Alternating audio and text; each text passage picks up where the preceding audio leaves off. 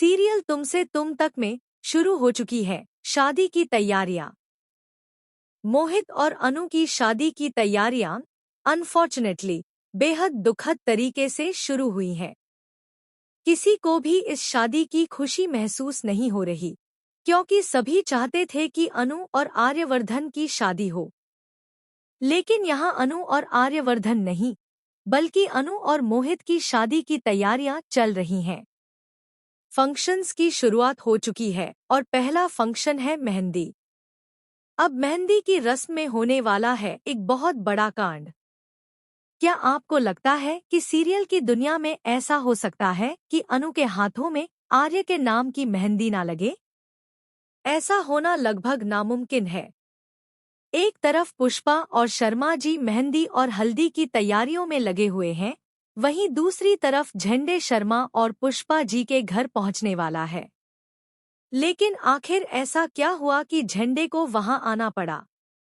आइए बताते हैं पूरी कहानी। सीरियल में ड्रामा अपने चरम पर है। अनु अपनी मेहंदी के फंक्शन के लिए खूबसूरती से तैयार हो चुकी है और उसके हाथों में मेहंदी लग रही होती है। सिमरन उसके पास बैठी है, लेकिन वह काफी दुखी नजर आती है और अनु उससे भी ज्यादा परेशान है। पुष्पा और शर्मा जी अनु का उतरा हुआ चेहरा देखकर खुद को संभाल नहीं पा रहे। उन्हें महसूस हो रहा है कि शायद उनसे कोई बड़ी गलती हो गई है। शर्मा जी को भले ही कोई पछतावा ना हो, लेकिन पुष्पा जी को अंदर ही अंदर ग्लानि हो रही है कि उन्होंने अपनी बेटी के प्यार को खुद ही तोड़ दिया। हालांकि अब वह भी मजबूर हैं और परिस्थितियों के आगे कुछ नहीं कर पा रही। सबसे ज्यादा परेशान है झेंडे, जो अपने सबसे अच्छे दोस्त आर्यवर्धन को इस दर्द से गुजरते हुए नहीं देख सकता। इसी वजह से वह मेहंदी फंक्शन के दौरान अनु के घर पहुंचता है और उसे अकेले में ले जाकर शादी तोड़ने के लिए कहता है। वह समझाता है कि इस शादी की वजह से आर्य की जिंदगी बर्बाद हो रही है। यह सब सुनने के बाद अनु झंडे को लंबी सफाई देती है।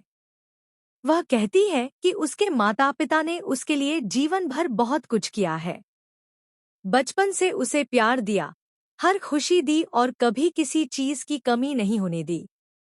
उसने उनसे कभी कुछ नहीं मांगा, इसलिए अब जब वे उससे कुछ मांग रहे हैं तो वह कैसे मना कर सकती है।